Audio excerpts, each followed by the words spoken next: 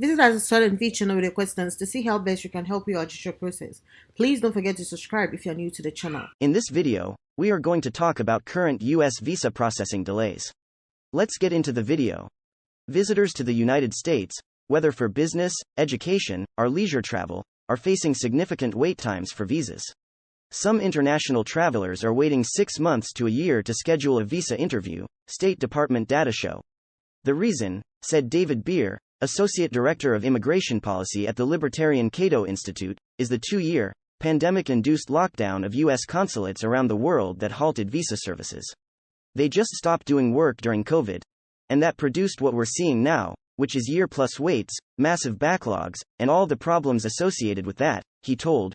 Though wait times vary significantly from consulate to consulate, Beer said, it is the worst it's ever been since 9/11.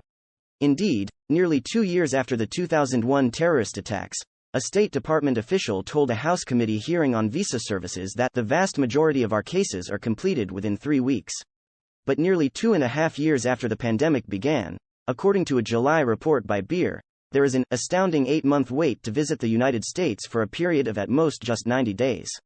In July 2022, student visa interviews are backlogged 49 days, which is 5 times the wait pre-pandemic. Temporary work visas are backed up 75 days from 12 days.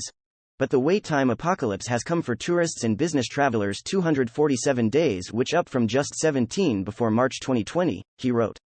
The latest State Department data from its consulates show the wait for some visa interviews can routinely be more than a year, and the majority of consulates now take more than 6 months to schedule an interview for a tourist or business traveler. For example, as of July 28, a tourist in Rio de Janeiro, Brazil, can expect to wait 500 days for an interview. One in Bogotá, Colombia, about 846 days. The U.S. allows citizens of 40 countries to travel to the U.S. for business or tourism for stays of up to 90 days without visas. Citizens of all other countries must apply for visas. In general, the application begins by completing an online form on the State Department's website, paying a visa fee, and scheduling an interview. Let's know the impact of these delays. John Baislice, Vice President of Immigration Policy at the U.S. Chamber of Commerce, said, visa processing delays are disruptive for U.S. industries from tourism to seasonal work, or for potential business investors. Those delays have a negative impact on the ability of businesses to grow, expand their operations, generate new economic activity, and create jobs for Americans, Baislice said. In a February 2022 letter to the White House COVID-19 response coordinator, members of the U.S. Chamber Travel Coalition urged the Biden administration to ease domestic and international travel requirements and coordinate with other countries to ease travel between countries.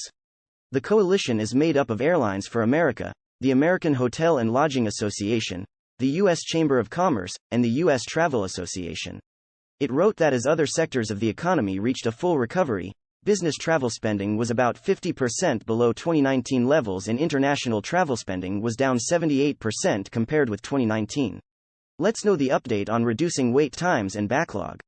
A State Department spokesperson said that visa interview wait times vary by country and depend on local conditions and demand. The wait time for a routine visa appointment at half of U.S. consulates is less than 4 months, and at some posts is far shorter than that, the spokesperson said. The State Department is actively addressing consular staffing gaps created by the pandemic by onboarding and training new employees, the spokesperson said in an email. The agency has doubled consular hiring in fiscal 2022 compared with fiscal 2021, the spokesperson said. Newly trained employees are making their way to overseas consular adjudicator positions. The additional employees are allowing the consulates to reduce the backlog, according to the State Department, which says the COVID-19 pandemic resulted in profound reductions in the department's visa processing capacity. Many of our embassies and consulates were at times only able to offer emergency services. Some of our embassies and consulates are still facing COVID-19 related restrictions, and many continue to face staffing challenges that began during the pandemic. However, U.S. visa services are open for business. Nearly all U.S. embassies and consulates have resumed full visa services, the spokesperson wrote. But Beer said it was not enough. The last time visa wait times grew above a few months, then President Obama ordered that 80% of all temporary visas be issued in less than 21 days. This executive order promptly brought visa wait times down to a few days, but former President Trump rescinded the order, and President Biden has failed to reissue it. There is no reason to wait for this crisis to worsen, he wrote in his July report. People are not coming to the United States, he said, unless they really have to. In July 2019, 810,329 non-immigrant visas were issued. In July 2020, that number shrank to 57,917. By July 2021, it had grown to 355,388. The latest available data show that in June 2022 there were 722,962 non-immigrant visas issued. I hope you guys found this video extremely helpful.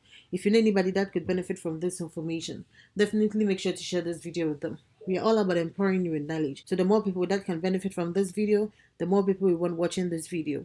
If you like this video, please make sure to hit that thumbs icon. Thanks for watching, and don't forget to subscribe and hit on the notification bell for more immigration updates. Bye!